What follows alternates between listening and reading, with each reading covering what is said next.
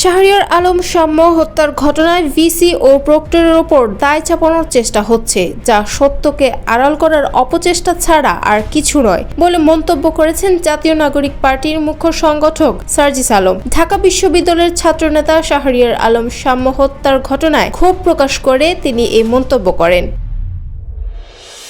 তিনি বলেন, প্রথমত সোহরাওয়ার্দী উদ্যানের নিরাপত্তার দায়িত্ব বিশ্ববিদ্যালয়ের প্রশাসনের নয়। দ্বিতীয়ত, এই উদ্যান এবং টিএসসি এলাকা ঘিরে দীর্ঘদিন ধরে মাদক, চাঁদাবাজি ও অসামাজিক কর্মকাণ্ড পরিচালনা করছে বিভিন্ন প্রভাবশালী সংগঠনের ছত্রছায়ায় থাকা সিন্ডিকেট। এইসব কার্যক্রম পরিচালনায় প্রশাসনের বাধা সত্ত্বেও প্রভাব খাটিয়ে তাদের প্রতিরোধ করা হয়েছে।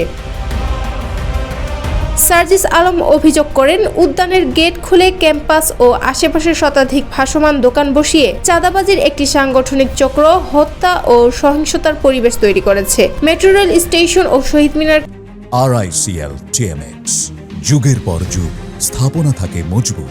কেন্দ্রিক এই দোকানগুলোতে বহিরাগতদের আনাগোনা বাড়িয়ে ক্যাম্পাসের পরিবেশ নষ্ট করা হচ্ছে। বিশ্ববিদ্যালয়ের টিএসসি এলাকায় প্রায় 30টি চা দোকানের প্রসঙ্গ টেনে তিনি বলেন, শিক্ষার্থীদের জন্য নির্ধারিত ক্যাফেটেরিয়াগুলো অকার্যকর করে ঢাকার বিভিন্ন প্রান্ত থেকে আসা বহিরাগতদের চা, আড্ডা ও অসামাজিক কর্মকাণ্ডের আখড়া বানানো হয়েছে এই জায়গাটিকে। প্রশাসন দোকানগুলোকে উচ্ছেদ করতে গেলেই তথাকথিত লিবারেল শিক্ষার্থী ও সুশীল সমাজ চেতনার আগ্নেয়গিরি হয়ে ওঠে।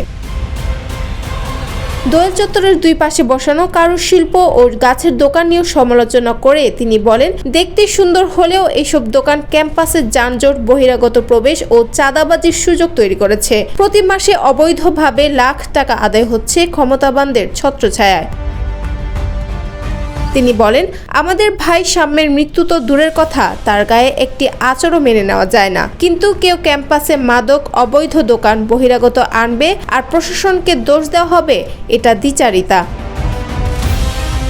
শেষে তিনি বিশ্ববিদ্যালয় প্রশাসনের প্রতি আহ্বান জানান, টিএসসিকে চা দোকানের আখড়া থেকে মুক্ত করে সুলভ ক্যাফেটেরিয়া চালু করতে হবে। মোকাররম ভবন, কার্জন হল, মোতাহার ভবনেও এমন ব্যবস্থা নিতে হবে। সকল ভাসমান দোকান উচ্ছেদ ও বহিরাগত নিয়ন্ত্রণ করতে হবে।